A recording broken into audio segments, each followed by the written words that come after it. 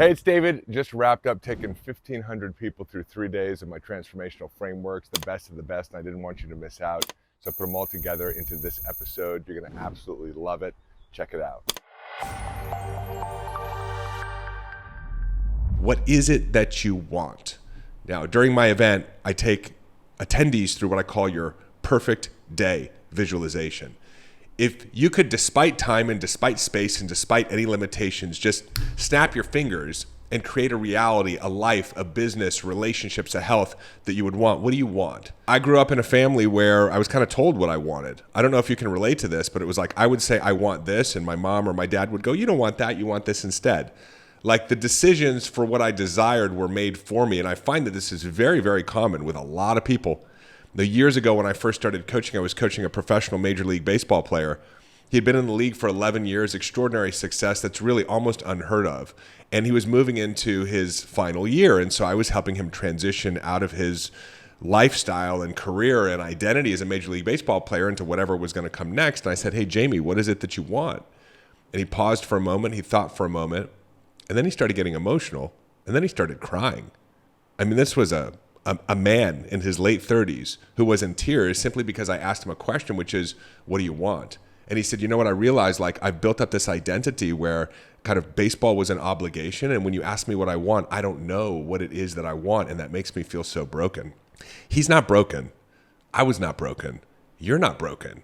It's just that our parents, our social surroundings, our career, our vocation, sort of the world, the system that we're in, it neuters us. It removes us from our capacity to claim what it is that we want. And so many of us in our 30s, our 40s, our 50s, our 60s, we're learning how to redevelop that muscle to get clear on what we want.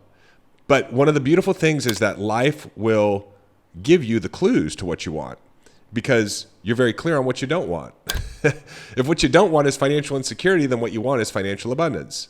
Right? If what you don't want is to continue to be alone, then what you want is to find a soulmate.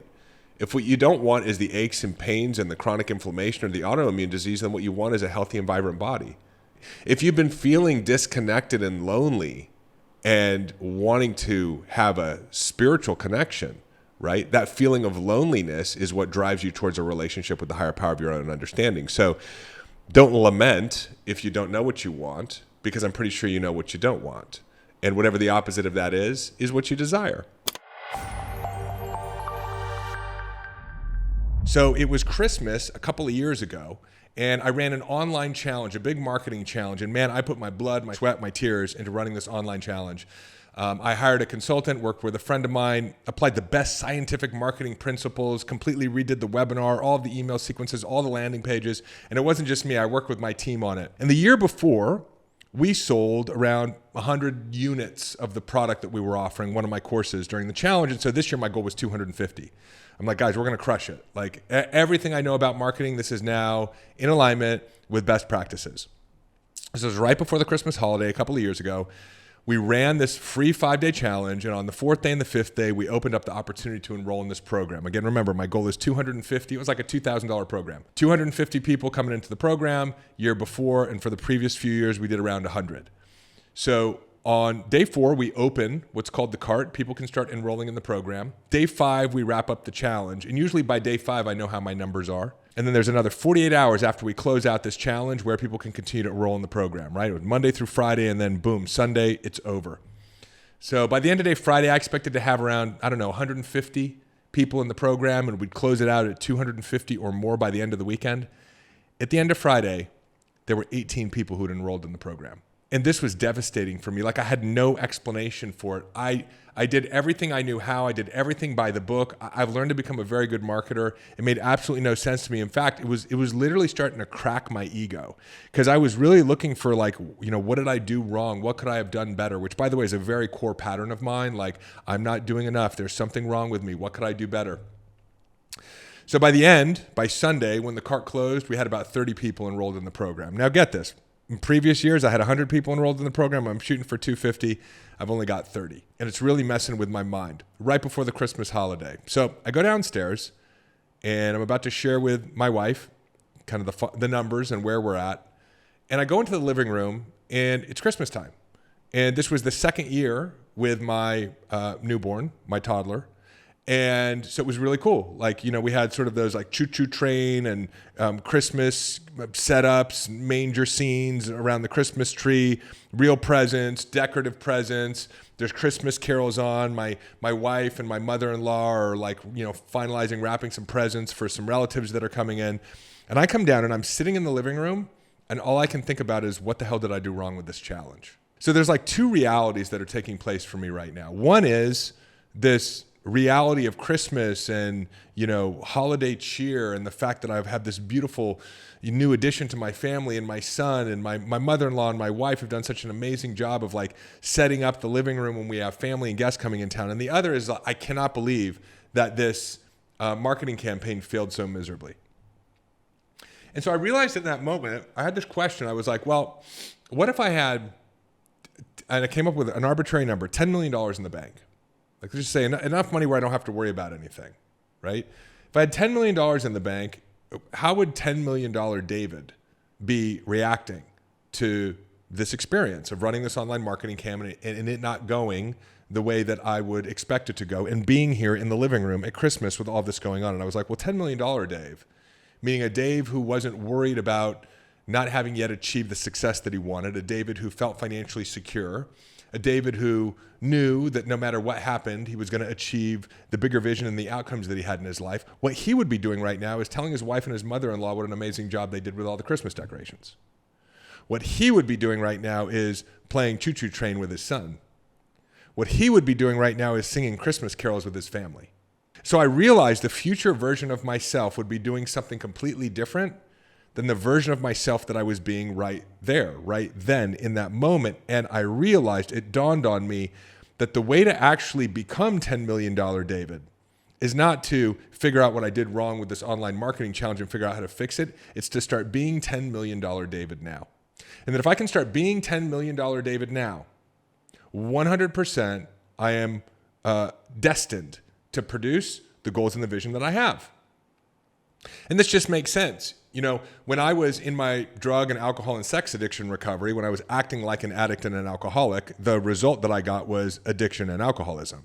Why? Because I was thinking, feeling, and doing like an addict.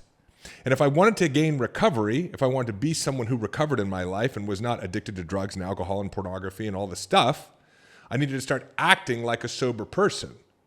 And so that's what I did. Through the 12 Steps of Alcoholics Anonymous, I got into a program where I started acting like a person who was sober, and given enough time, I became sober. I want you to think about this for a moment. If you started acting like a millionaire on a consistent basis, meaning thinking like a millionaire, feeling like a millionaire, and doing the things a millionaire would do. I'm not saying spending the money a millionaire has, but doing all the other things a millionaire would do. Wouldn't it just be a matter of fact and a matter of time before you became a millionaire? So this is the key to identity shifting. And people talk about it as if it's some metaphysical concept or spiritual concept, and it is, this idea of identity shifting. You can find the Rosicrucians, you can find Hermetic principles, all the ancient wisdom stuff that talks about identity shifting, even in the 33 levels of the Masonic Lodge rituals and strategies for human development. It's all there. But it's also just basic behavioral psychology and neuroscience. So your brain will produce any outcome, but it's going to be based off of what you believe. So again, if you believe that money is scarce, even though you want to be a millionaire, your brain is going to achieve that financial scarcity. See, your brain is a goal-achieving machine, and it's programmed by what you believe. Your brain is the most extraordinary creative technology in the history of the universe. Like, it allows you to create something from nothing, right? This is like magic. We are magical creatures that are able to materialize and literally sculpt and shape reality according to our will. But the question is, what's your will? What is it that you believe? This is not, again, woo-woo. On one level, the idea that your beliefs create your reality is established by behavioral psychology. Behavioral psychology basically says that what you believe determines what you think on a moment-by-moment basis. And so if what you believe or learned when you were a child was that you can't trust people, you'll constantly be evaluating life through thoughts of mistrust, right? Of betrayal, right? You'll be actually looking for evidence for the fact that people cannot be trusted, and you'll ignore all evidence that supports the idea that people can be trusted. What you believe, you think. And what you think, you feel. That's really what emotions are. There's some exceptions, and I won't go too deep into it right now, but your thoughts create emotions. So when you're thinking to yourself, I don't have enough time, the emotion you feel is overwhelm. When you think to yourself, I might make a mistake, the emotion that you feel would be hesitation or timidness. So every time you have a thought, you experience an emotion. Your beliefs create your thoughts create your emotions determine your action, what you do or what you do not do. And your actions over time determine your results. And so this is a very simple cause and effect. Beliefs produce thoughts produce emotions produce actions produce results. If there's a result that you want, all we need to do is make sure the belief is aligned with the outcome. And 100% of the time, you will produce the result. I love one of the stories that Napoleon Hill talks about. It's not in Think and Grow Rich. I think it's in maybe Outwitting the Devil or another book, where we find out that his son was actually born without, I guess it was eardrums. Like his son's ears weren't fully formed, so he couldn't hear. But Napoleon and his wife instilled into his son the belief that he would hear someday. And so when he was like 11 years old, they found him, they had a record player in the corner of their room, and the music was playing. Of course, the son couldn't hear it, but one day they found their son biting on the table where the record player was, because he could then feel the vibration, he could hear the music. And his life continued to evolve, and at some point in his early 20s, he actually got a job as a salesperson for one of the earlier cochlear implant technology companies, as one of the first people who ever had a hearing aid. So no matter how impossible it may seem, whatever you believe you can create, but we have to be conscious of what you believe. Is what you believe in alignment with what you want? So again, it's this idea that your brain is a goal-achieving machine. And whatever the input is, which is the belief, the output will become your reality through the mechanism of the human being operating system, how beliefs become thoughts, thoughts create emotions, emotions determine or drive action, and action over time produces results. And what's so interesting about this is the results will always reinforce 100% of the time the belief. So if you believe in prosperity and abundance, you'll make money and you'll go, see, the world is prosperous and abundant. If you believe that money is hard to make, you might make money, but you'll actually look at the journey of your making money, the result, man, I worked really hard. I was able to make some money, but that almost killed me. And the conclusion you'll come to is, I had to work really hard to make money. So it's always this self-fulfilling prophecy. This is what's called a psychocybernetic loop. So the challenge that we have is that we get stuck with the same results. And then we try to change the action. But the action is a byproduct of our emotions, which is a byproduct of our thoughts, which is a byproduct of our beliefs. So if we actually want to change the result, we have to change the belief that created the result in the first place. Another way of looking at this is like, if we could just program your brain like a billionaire, 100% you'd become a billionaire. Like if we could just install thoughts, remove all of the thoughts or the beliefs that you have that are not in alignment with how a billionaire would think or believe, and install all billionaire beliefs into your brain, 100% guaranteed you'd become a billionaire. If we program your brain like a sick person, 100%. You'll become a sick person. I was programmed to believe that there was something wrong with me. And so that became my reality. I would work on my business and not produce the results that I wanted. And the conclusion that I would come to as I was observing the results that I produced was, there's something wrong with me. As I got into my 30s and 40s, I've shared this on other episodes, I got really, really sick. And you know what my reaction to my experience of unwellness was? I would say this to myself in my own head, there's something wrong with me. No matter what doctors I saw, what protocols are applied, I could never get well, even though I was seeing the best people in the world, because at a root cause level, I fundamentally believed there was something wrong with me. And so my reality had to reflect that back to me. In this case, it was reflecting it back to me in the form of my physical body. Now, I'm much healthier than I was even a year ago, certainly 2 years, 3 years ago. And the reason for that is I shifted my beliefs. Now, you'd look at how I got well, and you'd say, but Dave, you changed your supplementation. But Dave, you discovered this specific coach or wellness practitioner that helped you. Yes, but all those things were a byproduct of me shifting my beliefs, because my brain is a goal-achieving machine. That's what caused me, once I shifted my beliefs, to have different thoughts, to look up different people. It created coincidences and synchronicities where I was able to actually connect with life, and life helped me produce these results. It was a little over 10 years ago, I dragged my wife to India. I was in so much pain and suffering. I had done all the personal growth events, the Tony Robbins events, the Brendan Burchard events, the Landmark series. I had read all the books, Wayne Dyer, Napoleon Hill, Neville Goddard, but I still felt stuck. And so a friend of mine had this major breakthrough at this place in India. And so my wife and I decided to go. We spent an entire month learning, doing exercises, breath work, very specific meditations. And about 3 weeks into this experience, one of the monks said something, and it was like a switch was flipped in my brain. And even when he said it, I was like, yeah, I already know this and I understand this.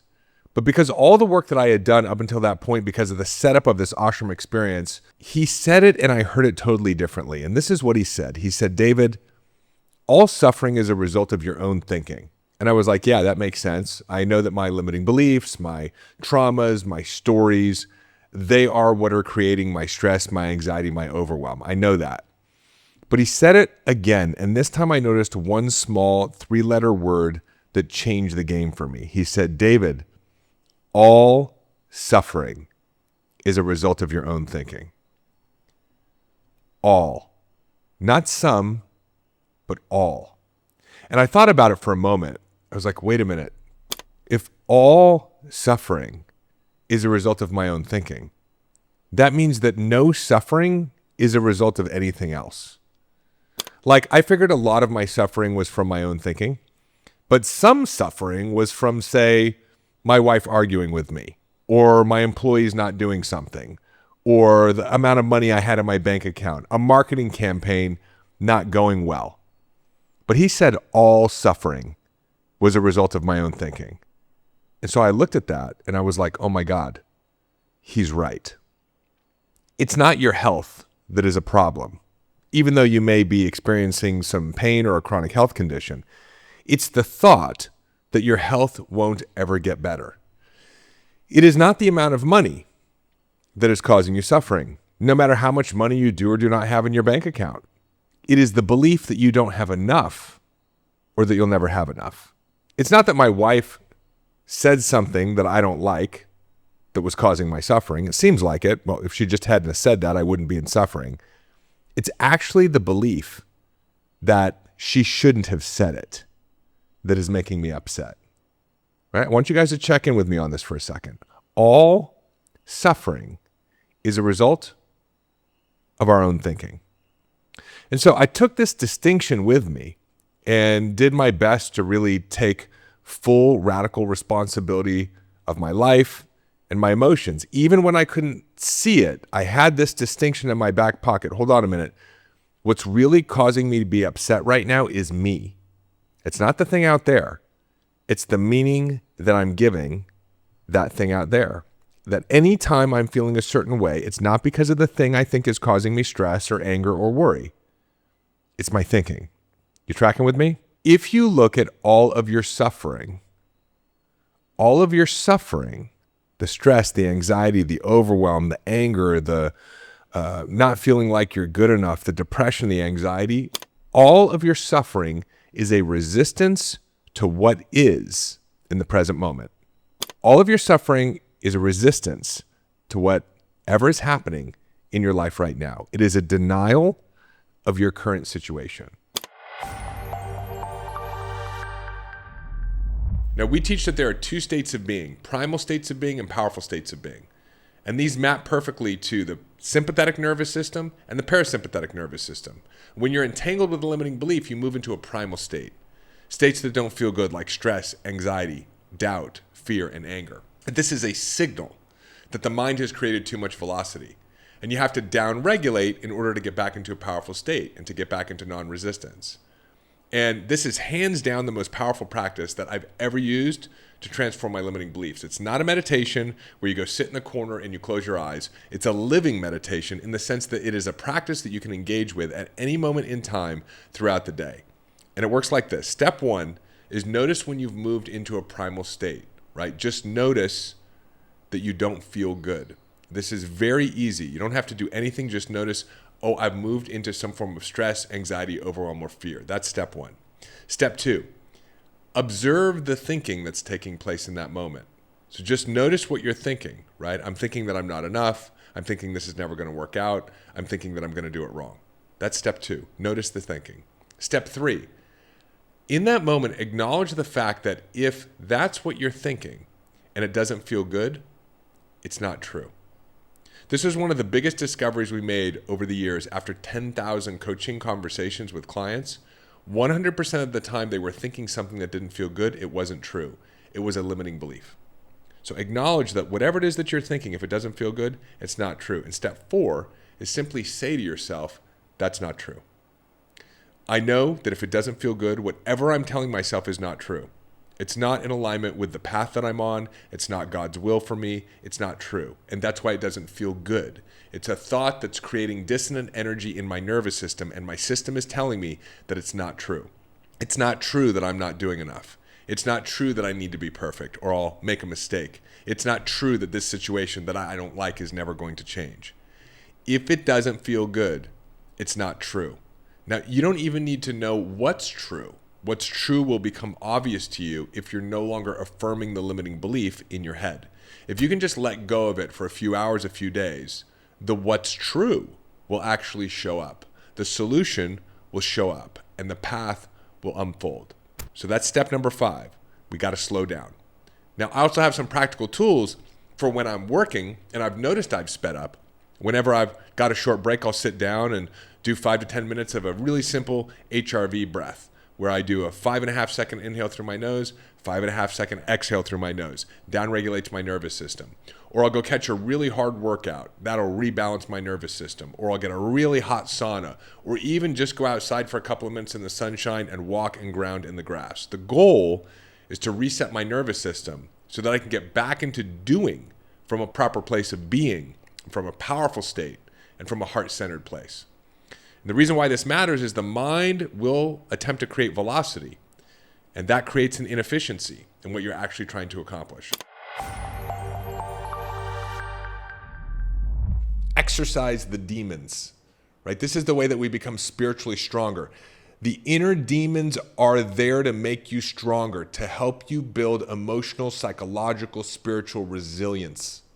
It's like going to the gym. You go and you lift the weights. It's resistance. But the more reps you do, the stronger you become. So there's nothing wrong with you if you're having negative fear-based thoughts. There's nothing wrong with you if they're materializing into the experiences of your life.